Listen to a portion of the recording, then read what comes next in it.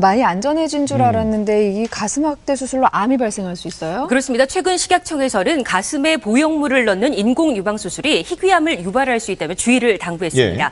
그래서 가슴 확대 수술의 안전성에 대해 알아봤습니다. 함께 보시죠. 아름다운 외모를 갖기 위한 식을 줄 모르는 성형 열풍. 성형의 유혹에 빠진 수많은 사람들.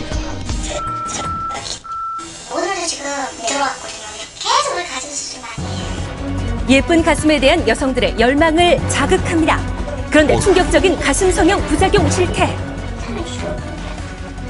심지어 최근 인공 보형물 때문에 희귀암까지 발생할 수 있다는 위험성이 보고되면서 가슴 성형 열풍에 제동이 걸렸는데요. 암까지 부른다는 가슴 성형 문제점 취재했습니다. 2009년 가슴 확대 수술을 받았다는 올해 47살의 최모 씨. 그녀에게 가슴 성형은 지울 수 없는 상처만 남겼는데요. 보시면 알겠지만 외관상으로도 충분히 지금 가슴이 다르다라는 걸 느끼실 수가 있어요. 모양 자체가 이쪽으로 네, 확인되시지요. 노화로 처진 가슴에 탄력을 주고자 선택했던 가슴 성형. 수술로 인해 오히려 오른쪽 가슴이 완전히 망가지고 말았는데요. 애가 이제 대학을 졸업하고 이제 하니까 이제 나한테 투자를 해보자. 내 라이프를 살자. 뭐 이런 생각으로 했던 게 이렇게 완전히 장애가 되어버린 거죠. 미인 대회에 나갈 정도로 아름다운 외모를 자랑했던 그녀. 수술 직후 심한 염증과 4번의 재수술. 결국 보형물을 제거했지만 원래 모습을 찾지 못했습니다. 검사까지 있었던 거군요. 예.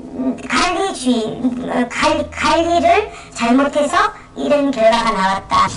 보형물을 삽입할 방을 만들거나 방의 위치가 잘못 잡히면 부작용이 나타날 수 있다고 합니다. 대표적으로 보형물을 감싸는 피막이 굳는 구형구축, 염증, 잘못 삽입된 보형물로 인한 가슴 변형이 있는데요. 피해자 최 씨의 경우 삽입한 보형물이 가슴 안에서 터지기까지 했습니다. 가슴 안에서 빼낸 보형물은 형태를 알아보기 힘들 정도. 끈적한 실리콘 젤의 경우 터지더라도 몸 밖으로 배출되지 않는다고 합니다. 보시겠습니까? 이게 가슴 성형술에 쓰여졌던 보형물인데요. 이 보형물이 들어가서 안에서 새거나 터지는 경우 그런 부작용을 낳고 있다고 합니다.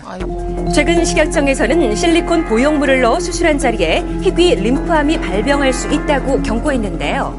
ALC라고 하는 암은 역형성 대세포 인프암이라고 할 수가 있는데 보통은 임파절이나 피부를 침범하는 그런 암입니다. 환자의 면역 체계에 이상이 생기는 인프암이죠. 아직 국내에는 발병 사례가 없지만 시술 부위 아래쪽에 물이 차는 징후가 나타나면 희귀암을 의심해 봐야 한다고 합니다.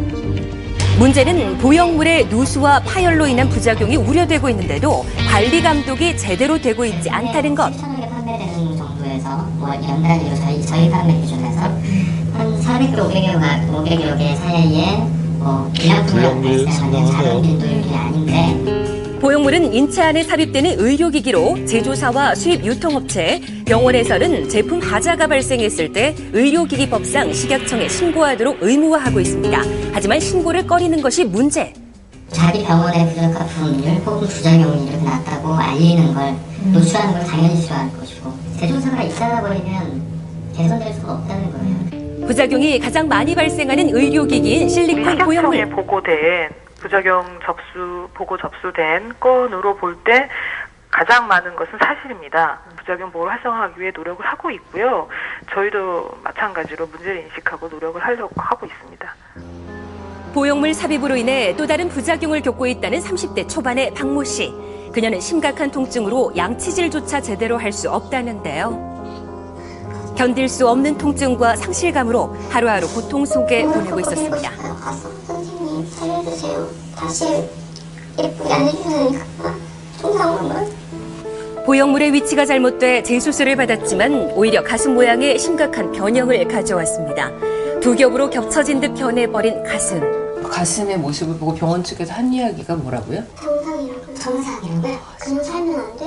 이러셨어요. 망가져버린 가슴을 안고 말할 수 없이 힘든 고통을 견디고 있었는데요.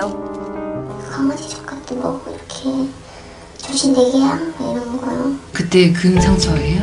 몸과 마음에 입은 상처를 견디다 못해 결국 극단적인 선택까지 했던 박 씨. 부작용에 대해 제대로 알지 못하고 수술을 받은 자신이 원망스럽기만 합니다. 병원 측의 태도도 문제가 크네요. 그렇습니다. 돈을 먼저 거는 거 있잖아요. 그걸 먼저 걸라고 막 하시더라고요.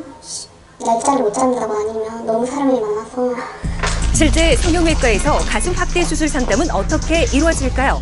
예약을 하고도 1시간을 기다린 후에야 상담을 할 수 있었는데요. 우리나라에서 제일 크거든요, 저희 병원이. 여기서 가슴 성형이 제일 많아요. 이왕 딱 마음을 먹으셨잖아요? 그럼 빨리 해버리시는 게 나아요. 또 다른 병원도 실정은 마찬가지. 의사는 위험하지 않다며 환자를 안심시켰습니다. 위험하다고 얘기를 들어서 그것때문에.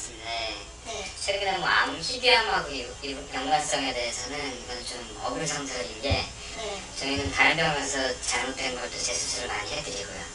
이외에도 비전문의들의 시술이 늘고 있는데요. 성형외과를 진료 과목으로 표시해둔 것은 비전문이라고 보시면 되겠습니다. 최근에는 어떤 성형외과 전문의가 아니더라도 이제 성형외과 쪽으로 이제 많이 표방을 하고 이제 성형수술 많이 하시는데요. 그런 분들에 의해서 수술을 받고 부작용을 호소하는 사례가 좀 늘어나고 있는 추세입니다. 부작용을 겪는 대부분의 여성들, 심각한 상실감과 좌절감으로 우울증까지 앓는다는데요. 여자한테는 가장 심볼인데 이거 이렇게 됐으니까 지금 뭐 인생이 완전히 나고자 느낌이 들고. 결혼 3년 차인 피해 여성은 아이를 갖지 못하는 상황 때문에 가슴 아파했습니다. 가슴 깨로만 손이 와도 제가 몸을 아이가 갖게 해주는 아이가 없어서 팔려서 괜찮아요. 평생 지울 수 없는 상처를 남기는 가슴 성형 부작용. 과연 막을 수 있는 대책은 없는 걸까요? 무엇보다도 시술 경험이 많고 가슴 수술에 대해서 지식이 좀 축적된 그런 경험 많은 전문의를 통해서 수술을 받으시는 것이 중요하다고 하겠습니다. 예, 여성에게 있어서 이 가슴이라는 것은 그야말로 상징적인 그런 것인데 이게 잘못됐다고 한다면 얼마나 고통 속에서 삶을 살게 되시겠습니까? 참 안타까운 내용이 많고요. 물론 우리 국내에서는 이 희귀암 사례는 없다고 합니다만 이 보형물의 경우에 불량률이 상당히 높다.